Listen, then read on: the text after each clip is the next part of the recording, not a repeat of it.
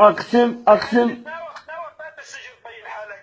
لك لقوات انا قاعد احثك.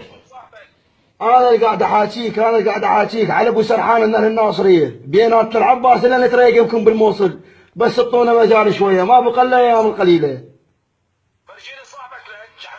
الا الايام القليله بقت نصبح يمكن بالموصل ونقتل ابو بكر البغدادي بالنعال، وهذا النعال نقتل بيه ابو بكر البغدادي.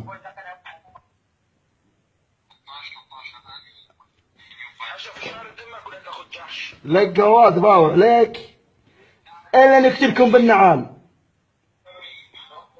ومدد يا علي مدد. اسمع بدلكم طبة المحنين عبتتنايق وعبتتقرا وعبتحلب وانت بدكم توصل الموصل ولا؟ والله سنصبح بالموصل يوما من الايام ونضحك الناس عليكم والدول الباقيه يا شلاب يا ولد الشلاب. لكم خرب لك انا عيب شبك في الكلب اشرف منكم. انت روح حرر بلدك حرر بلدك يلا تجيني روح الخايس حرر بلدك انت. رحنا حررنا سوريا مكانكم يا شلاب يا ولد الشلاب.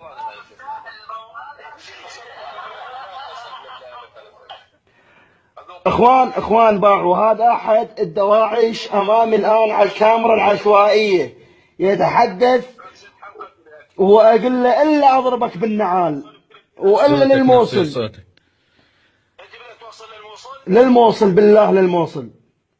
هاي اشكالات بدك توصل للموصل؟ الى للموصل نعم. يا ولد لا ترضى غير نطب في البصره باذن الله قريبي. ما خليها تشوي جلودكم شوي. ما سووها لان انتم جبانيه وكذابين. لو بيكم حظ ما اخذنا منكم صلاح الدين واخذنا منكم الرمادي واخذنا منكم الفلوجه واخذنا منكم الصبيجي. مظبوط انتم 60 70 دولي نحن لحالنا دوله وحده وباذن الله بدنا نطب البصره وعد. هذا وعد الله. انا اسمي علي من اهل الناصريه اذكرك. اتذكر هذا الحديث اللي بيني وبينك صار والله يوما من الايام نصبح بالموصل وندوس راسكم بالقنادر. ومو بزودي بزود الله واهل البيت وبزود الحشد الشعبي والجيش العراقي.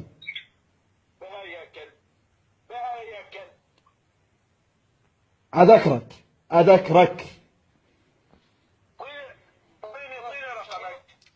اعطيك رقمي. راح اعطيك رقمي. راح اعطيك رقمي شخصيا. طيب سجل يلا سجل رقمي يمك شخصيا. عندك واتساب؟ عندي واتساب وعندي فايبر وعندي فيس.